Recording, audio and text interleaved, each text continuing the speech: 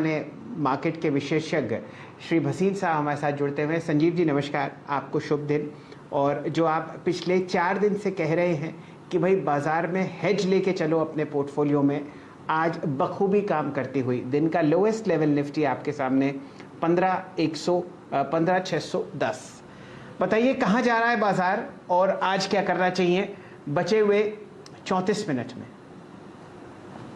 तो देखिए, हम तो बाजार से आपको 4 दिन पहले ही चेतावनी करते हैं। We look before the market. आज सब हिंडाल्को की सेल दे रहे हैं, वो सब मार्केट में प्राइस इन है। आई मीन जो आपको 3 दिन पहले। तो शैलेंद्र जी देखिए, फ्यूचर के सौदे में, डेरिवेटिव ट्रेड में कोई वली बारिश नहीं होता।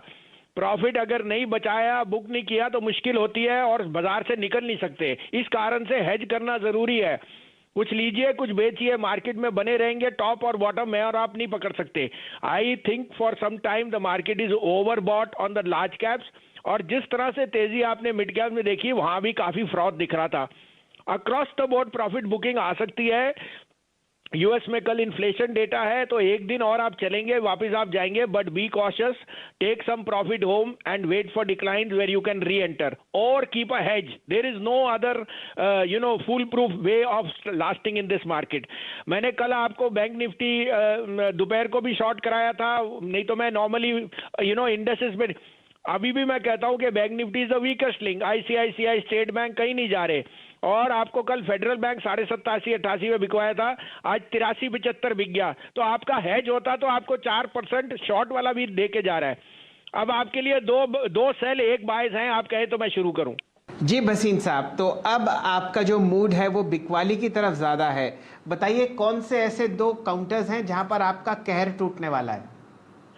तो देखिए, 2105.10 पे मैंने कहा था आईआरसीटीसी थोड़ा नीचे आ गया, बेचिए। 2165 का stop loss, 1950। This is run in far in assets of all valuation parameter. ये आपको 5% डाउन साइड दिखा सकता है। एलएनटी 1528 से 30 में बेचिए। Keep a stop loss of 1550। Do look for target closer to 1465, 1470। और मैं मेटल्स पे काफी बेरिश, मैंने आउट ऑफ द मार्केट था मैंने लेकिन कल सेल के रिजल्ट्स है और सेल के रिजल्ट्स शैलेंद्र जी शायद ही इतने अच्छे आए हैं लास्ट 10 इयर्स में। डिविडेंड भी है और 25 रुपए अर्निंग पर शेयर आएगी। डेरिवेटिव में सेल बैन में है, अगर आप कैश में ले सकते हैं। सेल का भाव 145 दिखता है मुझे अगले 4 महीने में। नहीं तो फ्यूचर में आप लीजिए टाटा स्टील 78-80 में डिस्काउंट है 25 रुपए डिविडेंड का। लेकिन यहाँ पे टाटा स्टील में बहुत बेस बन रहा है, कई दिन से घुट रहा है। 1060 का स्टॉप लॉस है, 1140 पहला टारगेट, 1175 दूसरा टारगेट। साहब अगर आप हमारे साथ जुड़े हुए हैं, आपको मेरी आवाज आ रही हो तो कुछ टिप्पणी कीजिए कि किस हिसाब से हम सरकारी कंपनीज में लगातार तेजी देख रहे हैं और पावर सेक्टर चहकता हुआ। क्या करवा रहे हैं आपके इंस्टीट्यूशनल मित्र? आज टाटा पावर में 4200 करोड़ का ट्रांजैक्शन हुआ है। मेरे जहन में ऐसा कोई दिन नहीं आया पिछले 25 साल में जब इतनी वॉल्यूम देखी गई हो। अरे सर, वही तो कह रहे हैं, देयर इज वैल्यू क्रिएशन। जो आदमी 5 साल 7 साल में सोचता था Tata power was considered a window stock के डिविडेंड दे देता है, कोई रिटर्न नहीं है, वो आज अनलीश हो रहा है। Tata power is unleashing a type of blueprint which has not been seen in 20 years. Hats off to mister N Chandra for the revamp and I think the Tata group is here to stay. आपने कोई भी उसमें आप share देखिए। Secondly, it also tells you that power is the blueprint of India. REC PFC Shailendra ji 80-82 रुपए पे मैं आप लोगों को कहते कहते तंग आ गया। PFC का 11% डिविडेंड यील्ड है। It is as safe as the reserve bank of India. अब आज आपको वो वैल्यूएशन पैरामीटर दिख रहा है। So unquestionably these stocks, the PSU stocks are jewels in the crown, जो अब उनकी अनवैल्यूएशन हो रही है और लोगों को समझ आ रहा है। एनटीपीसी का भाव मेरे हिसाब से 150 रुपए भी कम है।